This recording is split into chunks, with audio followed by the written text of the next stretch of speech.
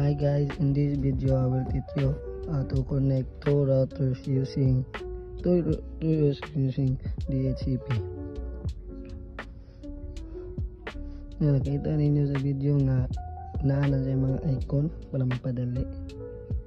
And then nadago. Then sa router 2 ibutan na to ang yung serial 2-0 yung IP address. Katong kuan 192 point something.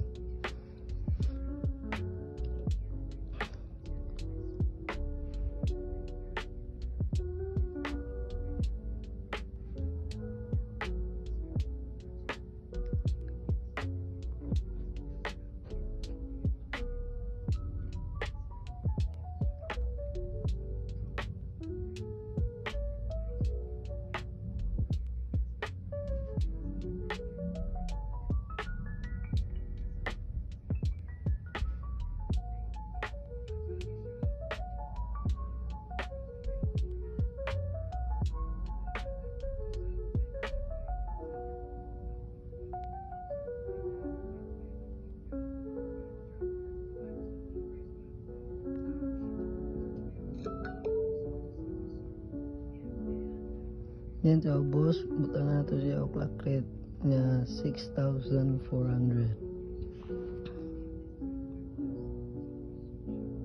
Or I mean 64,000.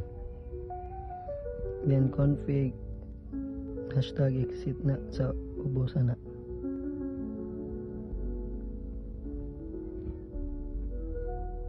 Tara.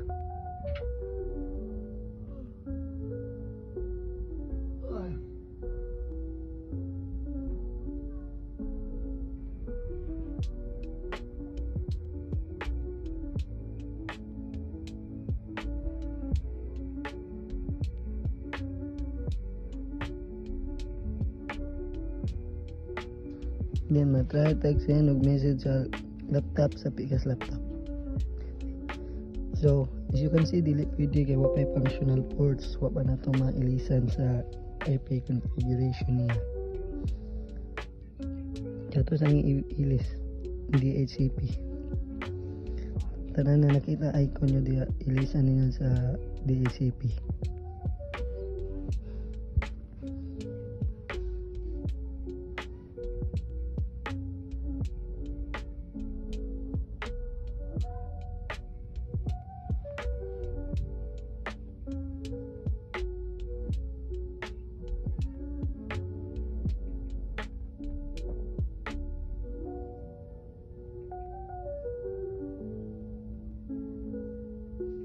Nakita nyo, puro DHCP.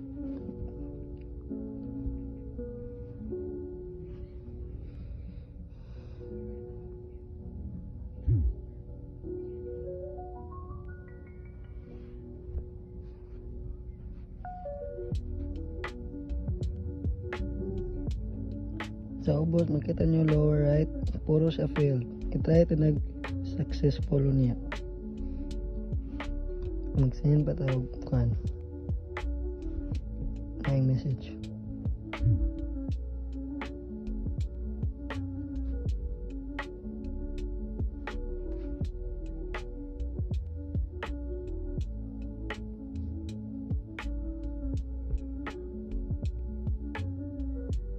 Sige, nasa 6 po lang usa.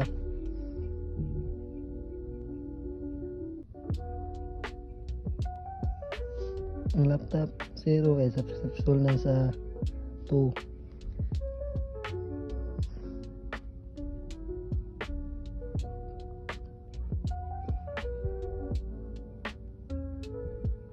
Kanang PC ano sa kay fail pa man.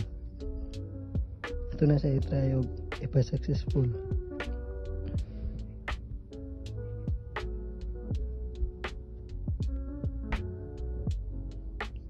There we go. Successful na.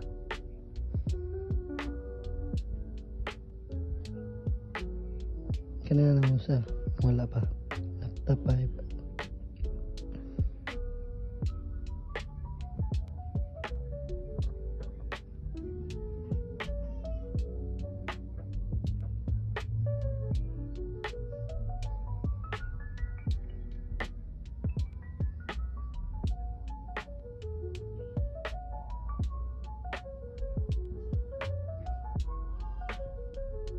Mana? Trade na to.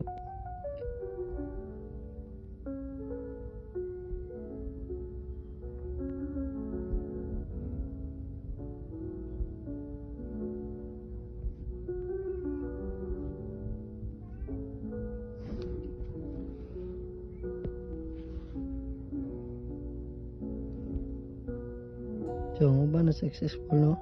Kanya lang sa kitaan rin pagi.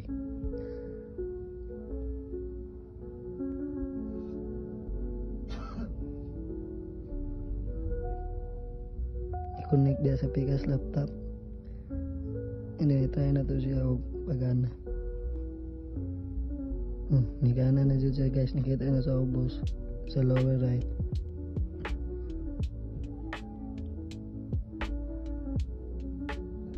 Pikas nagana po siya, diba nakita nyo nagato siya isa ka laptop sa Pikas laptop. I-delete din mga unnecessary nga kuan guys, para na itabot kaya mga nag-fail diya sa ubos, i-delete ako na. Makita nyo successful, mauro to. Ingat lang sa kadali guys nga mag-connect sa duha ka routers using DHCP. Magkuhan na ka sa mga icon, imo siya i-organize, and then magkuhan ka sa mga messages niya, imo siya i-balin sa IP config nga DHCP. So maura to, thank you, hopefully namin ma-learn.